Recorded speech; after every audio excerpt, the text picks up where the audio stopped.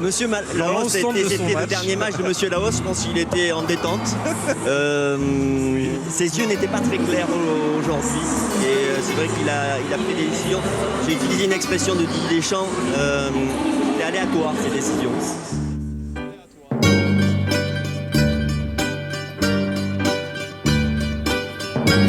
Retrouvez votre magazine avec Winamax. Winamax, le plus important, c'est de gagner. Bonjour à tous et bienvenue dans la quotidienne de Téléfoot, dernière soirée de gala de la saison hier au Stade de France avec la victoire des Bleus 1-0 face à la Grèce. Dernier match de la saison, on a dit, hein. Pas meilleur match de la saison, on a dit. Mais bon, on s'en contentera. 1-0, but sur penalty de Mbappé. Il y aurait pu avoir un ou deux petits pénaltys en plus pour les Bleus d'ailleurs, mais Antonio Matteo Laos, qui officiait pour la dernière fois de sa carrière hier soir, en a décidé autrement. Didier Deschamps, dans l'après-match, c'était sur TF1, est revenu sur l'arbitrage. C'était gentil en disant aléatoire. Bon après, comme vous le savez, c'était le dernier match de Monsieur Laos, un personnage de l'arbitrage.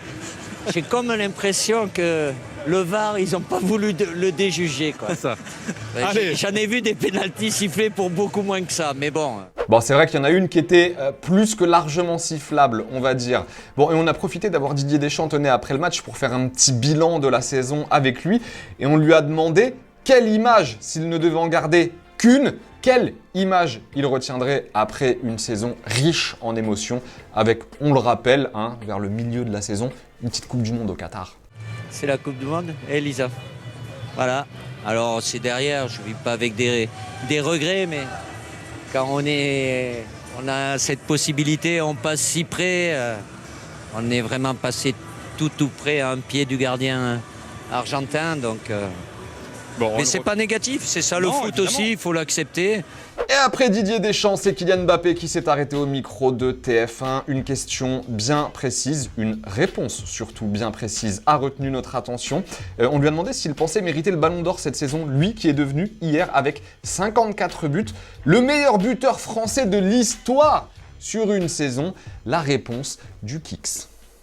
C'est toujours difficile de parler d'un trophée individuel parce qu'il faut se mettre en avant tout seul et c'est quelque chose qui passe pas forcément aux yeux du grand public, mais c'est un trophée individuel qui dit année individuelle. Je pense que avec les nouveaux critères, c'est quoi? C'est marqué brûler la rétine, c'est quelqu'un qui a été impactant. Je pense que je corresponds à ces critères. Donc je dirais oui, mais on verra, c'est les gens qui votent.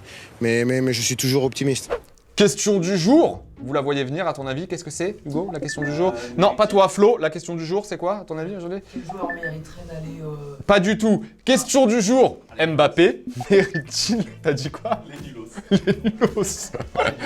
Kylian Mbappé mérite-t-il de décrocher le Ballon d'Or cette saison? On attend vos réponses, on sélectionnera 2 commentaires demain, le Ballon d'Or qui sera remis en octobre. On le rappelle. Et tenez, on est revenu avec Mbappé aussi sur la finale de la Coupe du Monde. Son triplé, la défaite, analyse lucide du capitaine de l'équipe de France. De dire la vérité, sur le moment, j'ai pas trop réalisé. C'est vrai. Ah, j'avais oublié. Ouais, j'aurais échangé les 3 buts contre un CSC tout moche, 1-0. Avec le recul. Mais avec le recul, bien sûr, on sait que ce match, il fera partie de l'histoire, mais ça reste toujours difficile de se dire qu'on a participé à l'histoire sans repartir avec la coupe. Nous, on est des compétiteurs. L'histoire, c'est pour les gens qui la racontent. Nous ce qu'on veut, c'est l'écrire. Donc voilà, on a écrit une partie. Bien sûr qu'on a fait un match d'anthologie, on a donné du plaisir à tout le monde, mais c'était difficile de passer à côté de la coupe sans la soulever. Mbappé d'ailleurs qui aimerait bien, on le sait, il le répète depuis un moment, participer au JO de Paris en 2024. Hier, on vous demandait quel joueur de l'équipe de France A devrait disputer les JO. On a gardé 2 commentaires. Titi qui nous dit « Pour moi, Mbappé, Griezmann et Théo Hernandez devraient y participer. Les 3 sont incontournables en équipe de France et aideraient beaucoup les jeunes. Zalé, Mbaye, tu t'es pas pris la tête, t'as lâché 2 blazes et t'es parti. Lacazette Savanier. » Allez, football vrai les potos, comme tous les jours dans la quotidienne, avec du futsal. C'est rare dans la quotidienne du futsal, Hugo. Eh oui. Il est en forme aujourd'hui. Le Sporting face à Benfica, but de Zikité, tout en légèreté.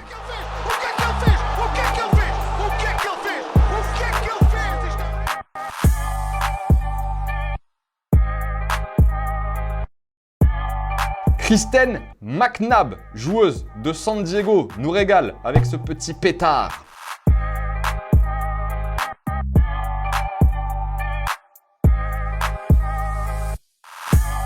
Et l'Asian Cup U17 pour finir avec l'Australien Nestori.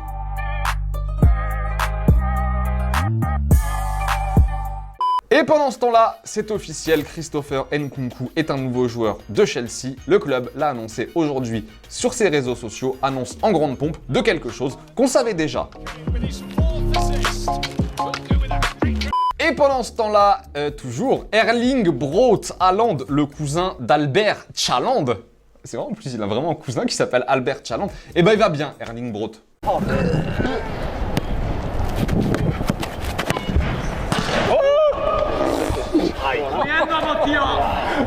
Allez, sur ces belles images, on va se quitter avec d'autres belles images et un petit peu de musique aussi, comme tous les jours dans la quotidienne. Rendez-vous demain, mercredi, pour un nouvel épisode. Salut!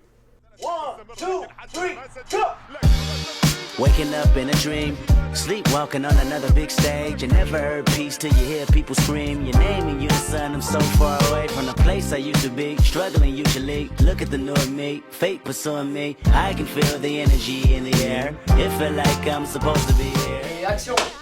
Il a redit et action, mais tu sais quoi, j'abandonne, j'ai même plus envie de parler avec lui. C'est parti.